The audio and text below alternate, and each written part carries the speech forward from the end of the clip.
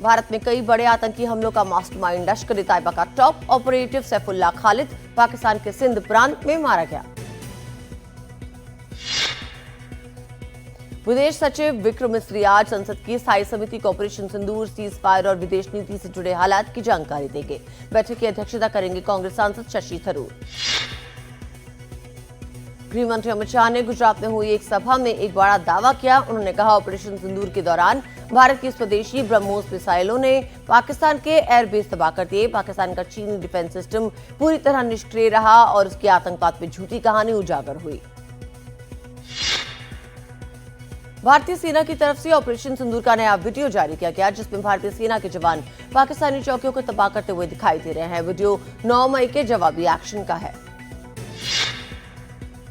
भारतीय सेना और जम्मू और कश्मीर पुलिस ने पुंछ जिले में पाकिस्तान द्वारा छोड़े गए 42 जिंदा गोले सफलतापूर्वक निष्क्रिय किए। ये गोले ऑपरेशन सिंदूर के बाद नागरिक इलाकों को निशाना बनाने वाली पाकिस्तानी गोलीबारी का हिस्सा थे।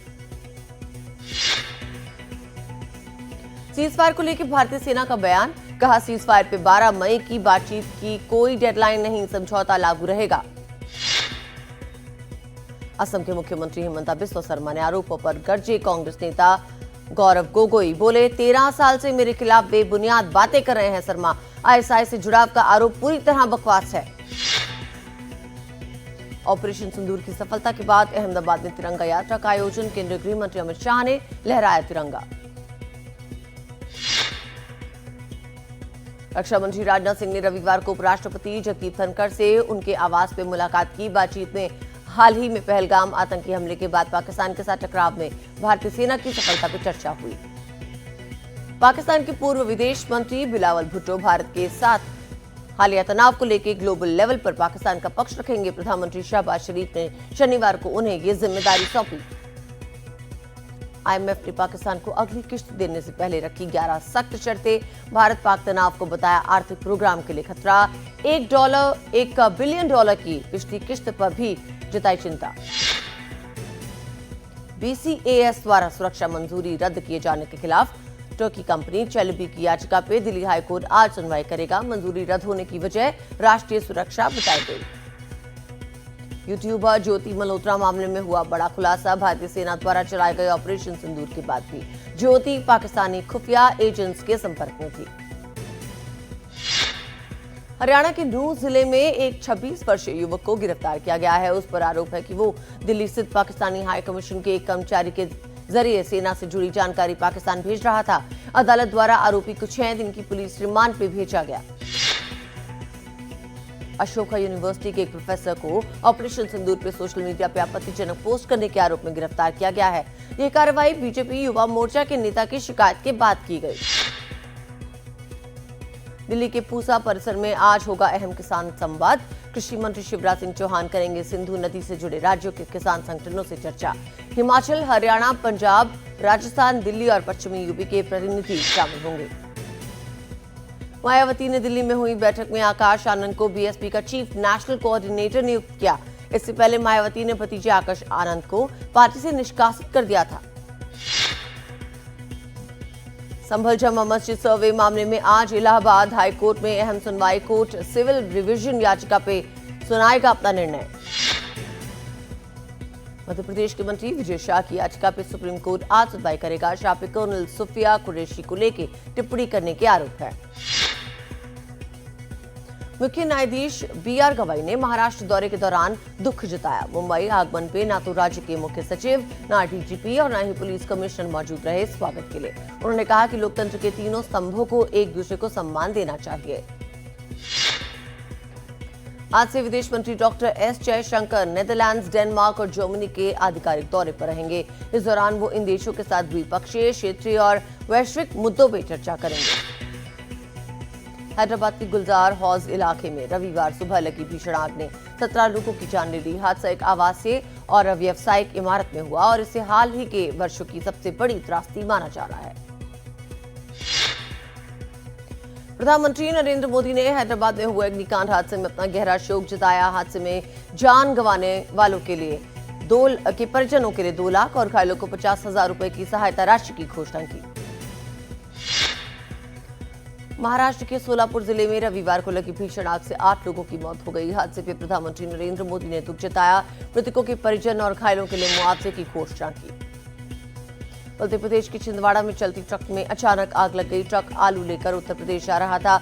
मौके पे पहुंची फायर ब्रिगेड की टीम ने करीब 1 घंटे की कड़ी मशक्कत के बाद आग पे काबू पाया। तमिलनाडु के तिरुपुर से वल्लपरई जा रही बस 20 फुट गहरी खाई में गिर गई। हादसे में कम से कम 40 लोग घायल हुए। घायलों को तुरंत अस्पताल में भर्ती कराया गया।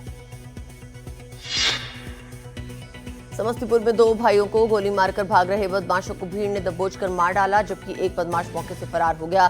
पुलिस मामले की जांच में जुटी है। कोलकाता में 15 मई की झड़प के सिलसिले में पुलिस ने आंदोलनकारी शिक्षकों को जारी किया समन। सुप्रीम कोर्ट के फैसले के बाद अपनी नौकरी गंवाने वाले स्कूल शिक्षक गुरुवार से विकास भवन के बाहर प्रदर्शन कर रहे हैं। महाराष्ट्र सरकार ने मुंबई पुलिस में ज्वाइंट कमिश्नर इंटेलिजेंस डिपार्टमेंट की नई पोस्ट की मंजूरी दी। आरती सिंह को पहले इंटेलिजेंस ज्वाइंट कमिश्नर के रूप में नियुक्त किया गया है। वो आज अपना पदभार संभालेगी। मुंबई के KEM अस्पताल में 2 कोरोना पॉजिटिव मरीजों की मौत। अस्पताल ने कहा मौत की वजह कैंसर और किडनी फेलियर जैसी पुरानी बीमारियां थी। हालांकि पिछले 3 महीनों में हर महीने 7 से 10 नए केसेस आ रहे हैं। एशिया के कुछ देशों में संक्रमण फिर से बढ़ा है। दिल्ली सरकार ने स्कूलों में बम की धमकियों से निपटने के लिए एक विस्तृत SOP जारी की है। इसमें CCTV कैमरास लगाना, इवैक्यूएशन प्लान बनाना, सुरक्षा ऑडिट और मॉक ड्रिल जैसे कई कदम शामिल हैं। भारत पाकिस्तान में बढ़ते तनाव के बीच अडानी एंटरप्राइजेस ने अमेरिका की डिफेंस कंपनी स्पार्टन के साथ एक बड़ी साझेदारी की है। ये deal under water electronic sensor और नेविगेशन सिस्टम विकसित करने के लिए जुटी है। इसका उपयोग पनडुब्बी रोधी युद्ध में किया जाएगा। EOS-09 सैटेलाइट को कक्षा में स्थापित करने में PSLV रॉकेट की विफलता पर इसरो ने जांच समिति बनाई। इसरो अध्यक्ष V नारायणन ने रविवार को बताया समिति कई दौर की बैठकें कर कारणों का पता लगाएगी। वोडाफोन आइडिया ने सुप्रीम कोर्ट में सरकार के खिलाफ दाखिल की याचिका में उस फैसले को चुनौती दी गई है जिसमें 30,000 करोड़ रुपए से ज्यादा की ब्याज और पेनल्टी माफ करने से इनकार किया गया था। बीते दिनों बेंगलुरु में तेज बारिश और तूफान से निचले इलाकों में भारी जलभराव हो गया। पिछले 24 घंटे में राज्य में करीब 40 मिलीमीटर बारिश दर्ज की गई है।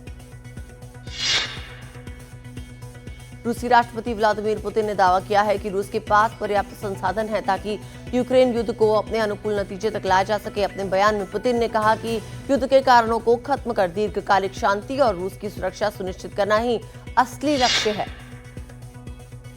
रूस ने रविवार को यूक्रेन की ओर 273 ड्रोन्स भेजे। इनमें से 88 को यूक्रेनी वायुसेना ने गिराया, जबकि 128 ड्रोन इलेक्ट्रॉनिक जैमिंग से निष्क्रिय हुए। कीव क्षेत्र में हमले में एक महिला की मौत और 3 घायल। अमेरिकी राष्ट्रपति डोनाल्ड ट्रंप आज रूस के राष्ट्रपति व्लादिमीर पुतिन से यूक्रेन युद्ध को खत्म करने के लिए फोन पे बातचीत करेंगे। ट्रंप ने सोशल मीडिया पोस्ट में कहा कि इस बातचीत का मुख्य मुद्दा रक्तपात को रोकना होगा।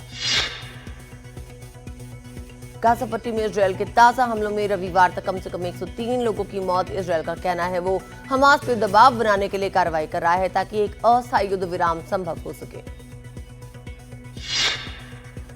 अमेरिका के पूर्व राष्ट्रपति जो बाइडेन को प्रोस्टेट कैंसर होने की पुष्टि हुई है। रविवार को उनके कार्यालय से जारी बयान में कहा गया कि बीमारी का इलाज चल रहा है। केंटकी और मिसूरी में भयंकर टोर्नेडो और तूफान से 18 लोगों की मौत हो गई। तूफान से हुई तबाही के कारण सैकड़ों लोगों को अस्थायी आश्रयों में रहने के लिए मजबूर होना पड़ा। इटली की प्रधानमंत्री जॉर्जिया मेलोनी ने रोम में अमेरिका के उपराष्ट्रपति JD वैंस और यूरोपीय संघ आयोग की अध्यक्ष उर्सुला वॉन डेर लेयन के साथ त्रिपक्षीय बैठक की मेजबानी की। मेलोनी ने इस बैठक को अंतर्राष्ट्रीय संबंधों में नई शुरुआत बताया। जयपुर में खेले गए IPL के 59वें मैच में पंजाब ने राजस्थान को 10 रनों से हरा दिया। जीत के साथ फाइनल की प्लेऑफ में अपनी जगह। दिल्ली में खेले गए दिन के दूसरे मैच में गुजरात ने दिल्ली को 10 विकेट से हराया। जीत के साथ ही 18 अंक लेके गुजरात बनी टेबल टॉपर्स और फाइनल की अपनी प्लेऑफ की जगह। आज IPL में 61वें मैच में लखनऊ और हैदराबाद आमने सामने होंगे। मैच लखनऊ के एकनाथ स्टेडियम में शाम 7:30 बजे खेला जाएगा। विराट कोहली के टेस्ट क्रिकेट से संन्यास के बाद भारतीय टीम के पूर्व बल्लेबाज सुरेश रैना ने सरकार से विराट को भारत रत्न देने की अपील की है। साथ ही उन्होंने बीसीसीआई से दिल्ली में एक फेयरवेल मैच आयोजित करने की मांग की है। भारत ने रविवार को अरुणाचल प्रदेश के गोल्डन जुबली स्टेडियम में पेनल्टी शूटआउट के जरिए बांग्लादेश को 4-3 से हराकर SAFF अंडर 19 चैंपियनशिप का खिताब अपने नाम किया। खेल मंत्री मनसुख मांडविया ने रविवार को खेलो इंडिया में बीच और वाटर स्पोर्ट्स को शामिल करने की घोषणा की। साल भर की खेल गतिविधियों के लिए एनुअल कैलेंडर जारी किया गया। टॉम क्रूज की मिशन इम्पॉसिबल ने भारत में धमाकेदार ओपनिंग की। 17 मई को रिलीज हुई इस फिल्म ने पहले ही दिन 17.5 करोड़ रुपए की कमाई की, जो 2025 में किसी भी हॉलीवुड फिल्म की सबसे बड़ी ओपनिंग रही। अक्षय कुमार ने अपनी हॉरर कॉमेडी फिल्म भूत बंगला की शूटिंग पूरी की है। 15 साल बाद प्रियदर्शनी के साथ काम करते नजर आएंगे अक्षय कुमार। सोशल मीडिया पे BTS वीडियो शेयर की जानकारी।